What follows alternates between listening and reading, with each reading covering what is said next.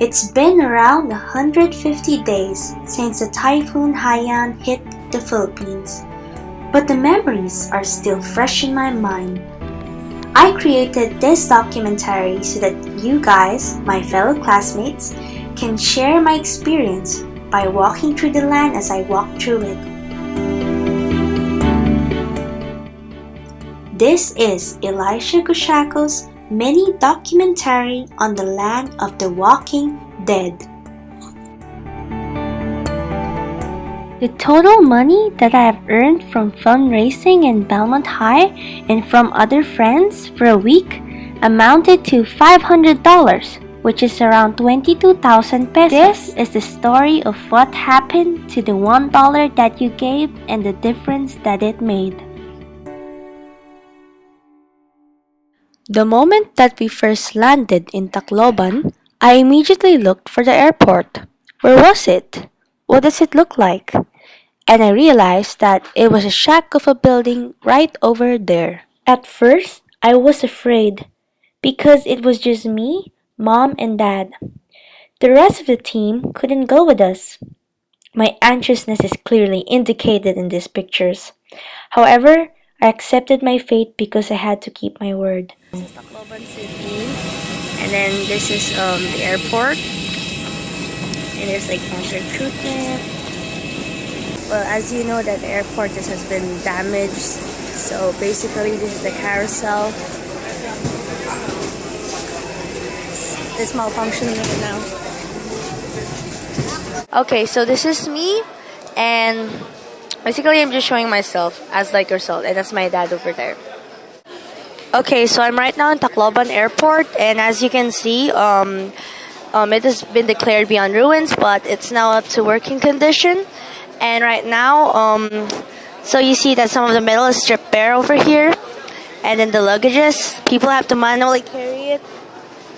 And this is our luggages, and this is my mom and my dad, and we're planning to buy appliances later so we can give it to the people in need. And there's the infrastructure, so you could see some metal wires and casings. My mom's waving over there, say hi, and that's the luggages. And then as you can see, there's like, and then this is some of the people. I believe they're also to be volunteers and victims. And then this one's a temporary comfort room, which is under rehabilitation. It's amazing how like this airport was declared to be absolutely gone, like in ruins, but I mean it's in good working condition. And then over there is the C-130, and they carry the victims of Yolanda to the Manila. That way they could transport them back to their families. So my mom and my dad's discussing about the relief goods and the manual search. Philippine Airlines, all cargo, everyone's waiting. Sorry. So this is me, and we're right now here in Tacloban City. I'm taking some documentary so I could show it to you guys. Okay, so we're on the way. So these are several makeshift settlements. This is one's for the Red Cross. And this is the temporary hospitals. And this one is the damage. As you can see, yeah, do you see those kinds? Those are the temporary hospitals set up by national organizations such as the Red Cross. And I mean, it's been a month and a half, and there's still debris and trash thrown around. Trees are still piled. Houses are destroyed. Until now, people still don't have a temporary settlement because most of them are living in makeshift houses made of tarpaulin and wood. And so I could see people clearing. You could still see traces of water even though it hasn't rained recently. So that means that the water level must be really big. Great. Actually, really high. And then, so yeah, you see there's like several tents like the UNICEF. And then those are and UNHCR. I could even see a truck from Disneyland. As you can see, like the gates over here, they're all bent because that's how strong the winds were. Over there, and some of them actually tumbled apart. See the building and several bridge pieces were replaced. Here are some people selling some shoes. I wonder where they got it from.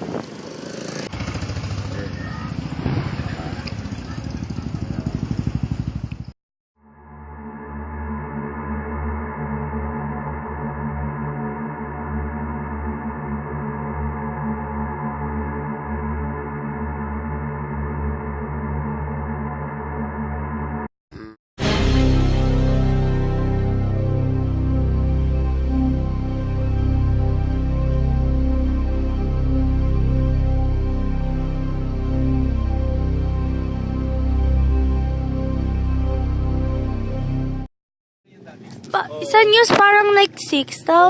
Parang ganyan, 6, Sa ano sa news, 6,000 na pala yun. Pero identified yun. Sa kanila nga nag-mass grade 2.5, di ba? Oo, 2,500. Yung sa ano? Sa Holy Cross. Holy Cross 2.5, mass grade, walang ano yan Iba pa yun sa public cemetery. Iba pa yun sa mga bagong ginawa na mass grave. Tapos iba pa rin yun sa mga gilid-gilid lang kung saan sila na ano, kailangan bibigay. Basta may lupa. So more or less 20,000. Kung bibilang mo, halos sa Pero sa news, Side by ano, side yung mga sa kilometer news dito sa Tacloban, almost 10,000 na yata. Kasi marami pa rin. More than? Kaya ang San Jose, 15,000 na population, 7,000 ang namatay. So Bawat here ano, are the population. towns and everywhere. This one is completely wiped up. Those houses, you could see, completely wiped out. bago na yan eh. Bago tayo na. Mga ilan buwan po estimate para i-clear po to lahat? Naku, estimate nila yan. Taon yan, 5 years. Year. Takes years. Kaya nga dami nga. Kasi kahit yung mga meron na sinasabi talagang nasa lata, wala tayo magawa. Walang negosyo, walang ano, di ba? Paano ka makakapag-start? May tent pa. May tent oh. So there are some people who put up some tents.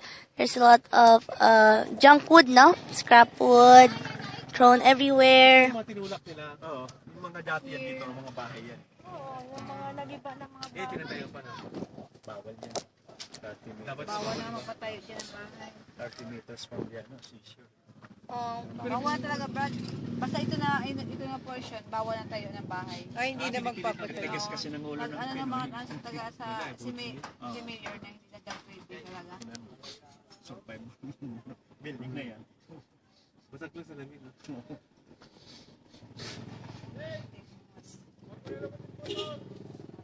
Yung meeting hall natin dito. Saan yan po? Dito. Ito, wala na. Yung sasakyan nila. Yung dyan. Yung sasakyan nila. Ang sasakyan ng meeting mo natin, tabi ng dagat. Hala, yung sasakyan. Yung may puno ng talisa sa amin yung sasakyan. Sa inyo po. Ayun yun. Pala meeting mo natin. Two-story, Habang di ba? may rolls table, mahangin pala. Oo, mahangin talaga, Brad. Wala. Mahangin siya dyan. Kung baka yan ang unang tinamaan eh. Kasi nasa tubig eh. Dito yung daan eh. Dito yung daan. Dumadaan may kami daan papunta raw. Dito, Yung sasakyan yan. Then gate yan dyan. Oo. Matibay yung tira balayan, hindi na sira. Pero Ay, di may hanggang nakatirang caretaker na. So you could see that the meeting place, Sa tinitanong to. the church that used to be their meeting place, and one of her sisters, her car is still there. Okay ah. Okay, racket na. Yan, Ayun, nag-racket. bahay nila pinakabahay. Kit, may tent na rin oh. Ay, ito magkakabit ng tubig na. mga malalaking bahay. Mga building yan. So there's buildings here. Yan ang, dyan ang pupunta yung billion na pera na ano. White tarpaulins represent use Tapos marami Ayan, din sa mga HCR. denomination na mga Churches din. churches. So ito, 1 kilometer na, dire-diretso. Sobra pa. Sobra pa? Oo. Papuntang... Brad, kung magpapagas ka, Brad, hindi ko din This is more than 1,000 kilometers. Saan po yung parang barko na sinasabi Mamaya, po niyo? dalan natin mamaya. Check natin kung may laman po, guys. So it's devastating, really, but I'm really glad to see that the Filipinos are reviving their way of life. You could see people playing, doing basketball, buying stuff, and still smiling at the camera. So it's amazing that the Filipinos are really resilient.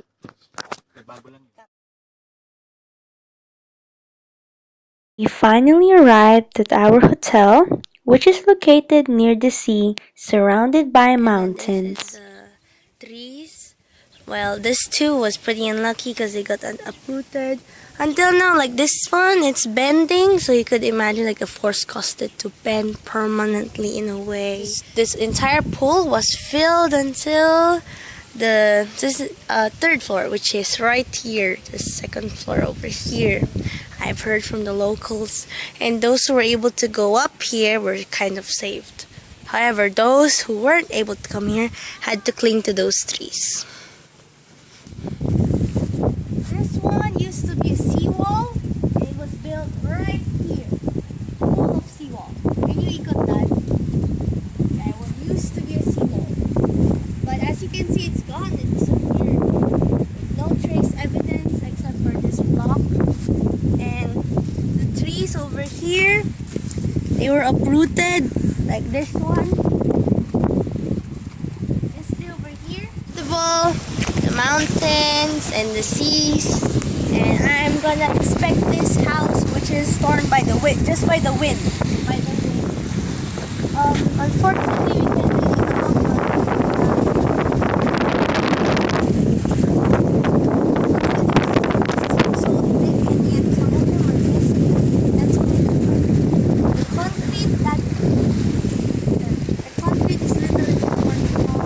There's the building. It's completely broken. But the owner is fixing it, so it's okay. Until now, it's kind of strong. Oo. Yung ibang ang masakit dito, yung bang pakakabili mo pa lang ng sasakyan. Maghahanap mo magsisimula Oo. ka lang. Para bang may mga, yung vision, may ano ka na eh, yung nakita mo ng vision, may mga plano ka na. Tapos bigla pang. Sa isang islap, back to zero ka, no? Ganon din ang nangyari sa amin eh. Plano na. Okay, ito. Punta tayo. Itong Bagyo talaga, itong si Yoli magaling. Walang pinili talaga. Wala. Kita 6,000 families. Kalahating namatay. Bakit Yung nasa po? baba. Nasa Kita baba. niya. Dagat eh. Nagtago siya sa loob. Diyan sila namatay. Ikaw ka. Ay, totoo po yun. Wala pong aid talaga for like ilan weeks po. Yung mayor pa na lang. 1 week na kami Mapapaiyak mo sa TV. Walang relief operation na ginagawa. Wala pang relief goods na natatanggap ng mga taga-taga. 1 week po. Paano isang linggo di ko kinakain? What are yung mga moments na parang nakita mo, na parang like, na-shock ka? Like in a way. Sarap parang nakagamnek na yung mga. Tapos may two families Ito ba yung nakita natin sa beach house kanina sa hotel? Hindi po. Eh, hindi naman. Ano ba pa yun? May nakita na station na may tower eh. Pero dito yung residence namin. Naka-hold sila sa poste Yung- kasi Yung walang kuryente. Walang kuryente. Kala ko sa highway. Highway to. Ugyan, no? Wala pa. Ay, hindi pa na-abante. Oo. Pag ganun siya. Ngayon, January pa lang. Doon muna daw. para hindi madala. Kasi yung check mo. Really? So every family po siguro has one dead po. Hindi lang. Isa lang nagtira. Oh, okay po. Only one alive. Diyan, nabasa mo yung police. Patay lahat na siya na yung sabi na may Bagyo, pati sila wash out. Kasi para bang nasanay na papalitan lang yung bubong. Hindi kasi nag-expect na malaki ang That's the strongest is yung pala, ang bahay ang hit ka kukulit lang. sa'yo. Bakit hindi alam ng gobyerno? Hindi kasi pinaliwanag na Hindi maayos. pinaliwanag ko kung pinaliwanag what is na storm maayos. surge. This is tsunami. Oo. Kaya please get out. Kaya nga sabi nga ng Get isang that thing out of ordinaryo na here. tao. Hindi nyo narinig yun that this is tsunami? Wala. Sabi nga sa amin, kung sinabi lang na tidal wave ito eh. alam na namin. Mas mabilis ako sa alas 4, impake na ako eh. Wala eh. Storm surge. What the hell is that? What storm surge? Basta storm surge. Ganun lang. Talaga ako personally, akala ko yung storm surge, napakalakas na storm. Yun lang. Kasi sabi, signal number 4. So, okay. Sanay na kami Sanay na kami na. Ay, lumaki daming ng salita. Pero pag sinabi pong may tsunami, talaga. Takbuhan, alam na namin yun. Kaya maghahanda ka talaga kasi tsunami. Bakit po Ang ganun yung mangyayari na magkakaroon ng storm surge. Bagyo. Pero, pinagwalas ka ng gusto. Maswerte na lang yung may titira pag So ano po yung mga katawan po, mga syempre decomposed na, di ba? May bata, ay halo-halo na po. Matanda. Kahit ano eh, dogs, pigs. Everywhere. Mix na. Nagalo-halo na. Opo, tapos yung mga, ano to? Gutong mayari nito eh. Gotong Gutong mayari nito eh. Yeah. Na lang. Gotong. Yung Nakita mo rin. Yung sobra pamaro. tapos lahat ng, Iniiwan nila to. basta sa first na wala. Kaya kung bibili sa akin, hindi ko siya bibenta. Yung lola niya, hindi kami sa Maynila. Oh, storm surge. So, Iyak. kasi na, Naiyak siya. 4 days hindi kayo nakakain kasi wala. Nakita nila sa news. Talaga grabe. I was blessed with this opportunity to interview these survivors who had experienced this disaster firsthand. They seemed to tell their stories of terror, hope, and survival calmly, and even with some light laughter. But you could still feel the hint of pain underneath their voices. Their stories made me imagine how it's like by putting myself in their own shoes. The wounds are still fresh, and some scars certainly never do fade.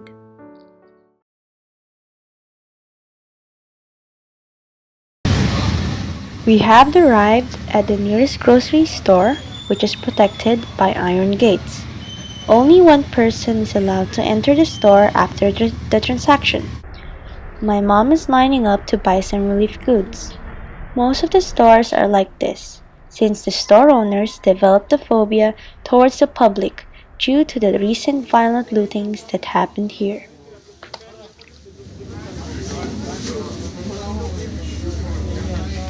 The movie Hunger Games shows the fight for Katniss and Peeta's survival in the arena.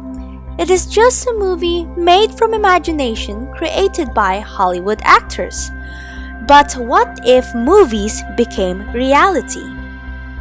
The truth is stranger than fiction, as I found out in Tacloban. This is the real Hunger Games, only more deadlier in reality, and real typhoon water is used in the arena itself. I was interested about how the stories of lootings took place, so I asked our friends about it and if they ever participated in such acts. Lupa na. Pinamigay. Pinamigay na lang daw. Kasi Pinamigay, huwag talagang ginawa. sabi nga I wonder what that mischievous sounding laugh means. pinabrad. Huh? Inihuhulog, yung mga nandun sa taas, inihuhulog na lang. Nilalagyan ng tali, tapos inihuhulog na lang. Yung mga taong Bahala nagbibigay ka na, sa oo. bahala ka na kumuha doon. Oo. Nidiyak mo, kanya-kanyang lagayan na lang. Yung sa sako. Kasi kami, yung mineral water na nature spring, talaga nakipag-away pa kami. Para makakuha ka lang. Kasi wala na parabang, wala nang kaibigan. Survival na talaga. Survival of... Yung kaibigan ni Yaya, naglalakad yung angka niya. Hinapload sa kamay niya yun. Oo, yung pang-ato Yung naman. pagka hinapload, Basta makita, kaya nga sa Kailangan pagsabi, pagkain. kami kami nagpapakpak. Para yung makita kaya. Kailangan kita yung pagkain. Oo, inaagaw. Kasi, kumbaga parang ginto yung pagkain. gaganunin ka pa eh. Ah, May kutsilyo, patututokan ka. Akin na yan. Hindi. Kopreto. Oh my goodness. Wait, sis, Buti din nila ano. Basa siya. Please go, basa siya. I'm sorry. Must record this. Mom! That is really This is the Ay, kinansuan na, no? Kinansuan pa. Kasi wala yung tubig, iba? Bukit siya. It's Papunta. Tapos babayan. Yung iba nandun eh, sa kaliwa. Ayun na. Yun. Apo. totoo ba yun yung pinagre-rate? Oo, meron. Takot kami, kaya umalis kami eh. Yung Mga may-ari sila babae. ng mga baril ko nga, labas ko na eh. At pinakita mo na lang. Ano, kasi uso na yun. Sabi na pinag-rekto kita. Wait, what? Totoo po? Totoo ba Ang yun? kakari. Totoo yun na may Pero nag-relate. hindi ba nagkakaroon?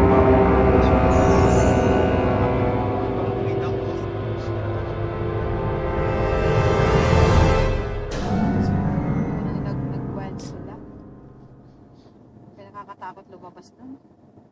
Hindi RL. Matigasan. Yung looting. Kailangan matigas ka. Hindi, pwede mo Kasi hindi nagbibigay eh. Para bang, pag nauna sila, gusto nila, kukuha sila kung gaano karami para sa kanila. Kaya tinuturo ko na nga, pag hindi ka nagbigay, papatayin kita. Totoo yan. Sabi mo? Para magbigay eh, kasi hindi nagbibigay. Anong sabi? Makasarili ba? Nagbigay. Bigay agad. Hindi ka nagbigay kasi kasama ko yung namin, yung isang inlo ko, tapos yung isang yung anak namin na lalaki. Yun. Sige, ako nasa front sila. Sige, hawakan nyo, alis tayo. Pero nang ginawa namin, Kumuha sila ng Takot na na. takutan kasi may mga baril yung iba eh. Maraming may baril. May baril, may yung, balisong ba yun? Balisong. Knife. Knife. Pocket oo. knife. May mga dala. Tinana lang sa taas Ito na po, lang. maraming namatay dito. Ay, okay, no? Oo. Bakit sa tubig? Mataas sa tubig. Mataas ang tubig. Maraming namatay. Kasi hindi ko nilakad ko magmula doon sa residence namin. Hindi kami makapass through. So, balik ako. Doon ako tutupan sa terminal. Mataas ang tubig dito eh.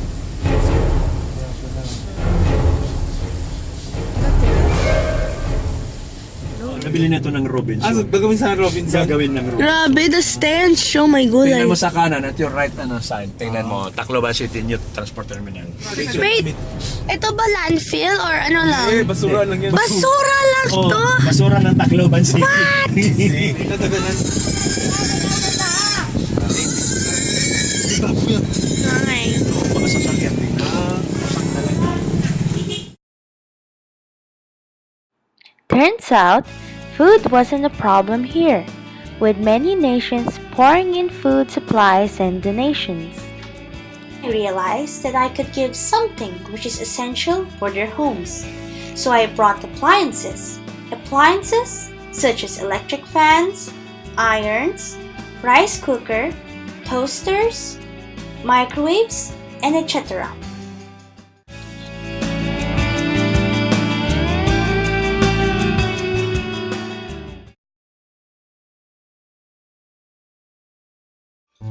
In Tacloban City, there was 10 pastors who showed up, although I expected more. My beloved mother gave out words of encouragement and faith for the pastors. We gave each person one rice cooker and toaster, and a bag full of groceries. Our ministry, Mission Compassion, is all about helping the pastors and their family. In this way, we are blessing God's servants.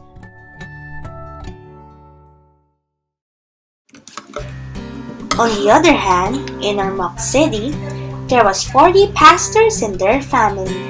It was a beautiful discussion since the wives and children were present. We laughed, we cried, and overall we became stronger in our faith for God as my mom and the audience swapped stories about their life.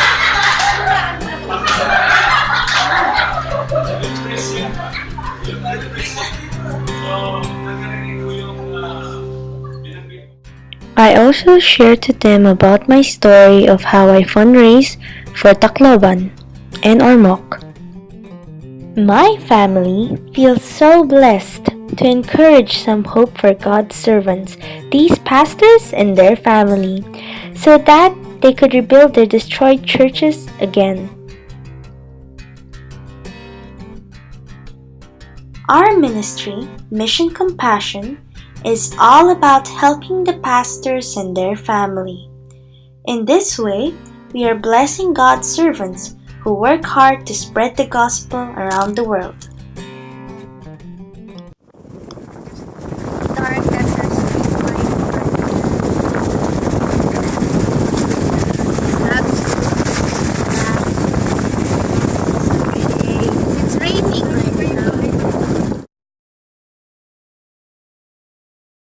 It was my last day, and I wanted to give something to the children.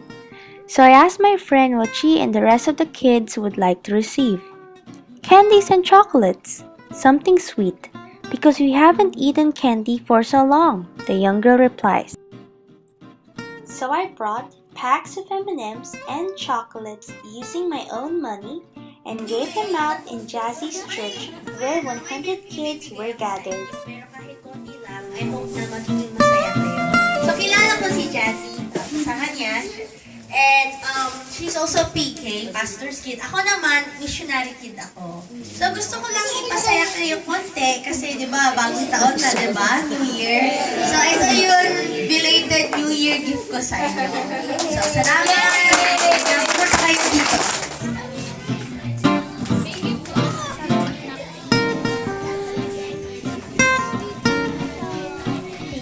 Seeing the simple happiness of these kids and those sugary smiles will really warm your heart and bless your soul. These are the enlightening moments that make you feel so full of purpose.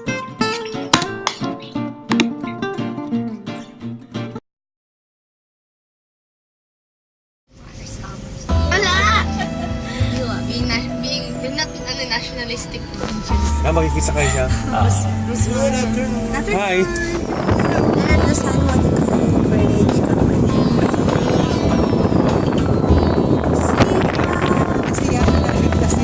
Kaibigan namin na kasama namin na nagkasama yung kami sa susunod. Kasi dito, for the people lahat ng sasakyan yung may kaya. Lahat ng sasakyan na nasa kanya. Oh yeah!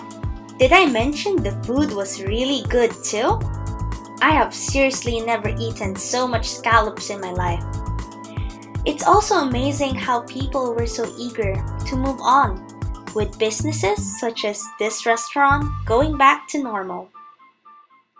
Outlets such as the cool charging station where teenagers power up their gadgets and still update their Facebook statuses made me laugh at how young people like me still can't go of technology. Oh, and there's back to normal fishes, so that's good. That's a good sign. You will find it interesting. Huh? Kinakain ng tao, may wedding ring. Dad! Yan, bangos. Ano ba yan? Morbid. Fish pan pag bangos. My wedding.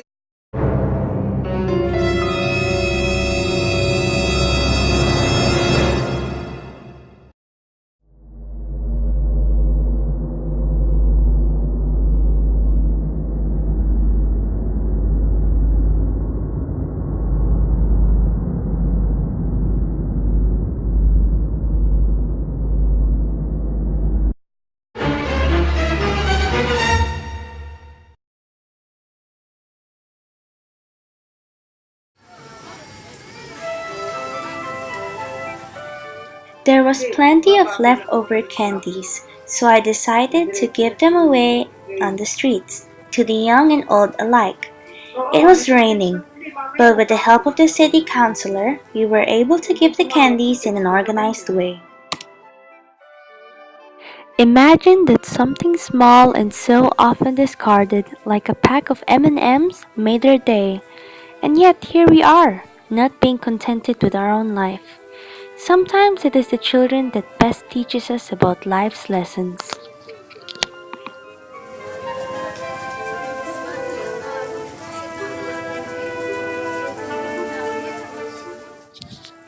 Even the adults wanted some sweets.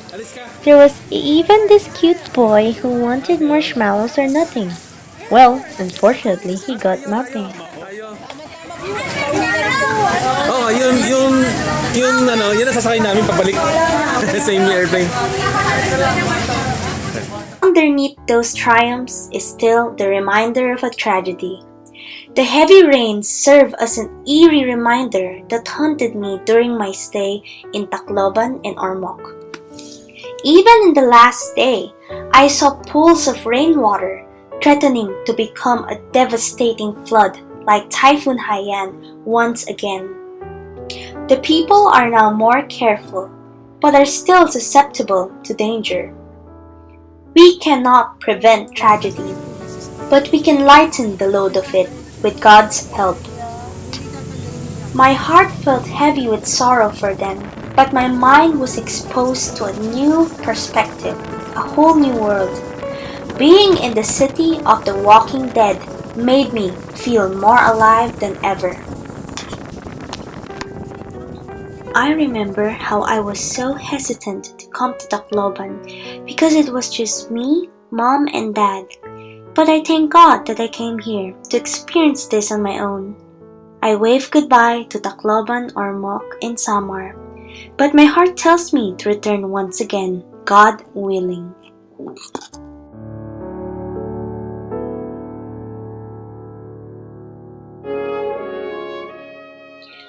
Along the way, I met new friends who shared their stories of loss, life, and love with me. I also saw several situations with deep meaning, such as how desperation drives humanity to the point of insanity, how simple words can be misunderstood and become very fatal in the end, how people strive to live on with their creativity, how people still place their trust in God in the time that others would have blamed Him. What makes this experience so beautiful is that I was able to witness the life amidst the dead, the beauty in the tragedy, and hope among the ruins. When we are torn apart, we become stronger. What doesn't kill you certainly makes you stronger and more alive than ever. You see, in times of calamity, there is unity, as many people gave out their heart to help, just like me and just like you. This is what makes my life worth living for. I thank you, Belmont, for allowing me to experience this journey with you. We have changed the lives of 50 pastors and their families and 200 children. 250 is not a huge amount of people, but the hope that we gave them will make a difference in their lives. What really matters is that you gave with all of your heart to them and expected nothing in return. Being in the city of the walking dead made me feel more alive than ever. I hope that through this video you have learned to appreciate your life even more by realizing that you are more fortunate than others. I also hope that from this day forward, you will put value in the life that God has given us.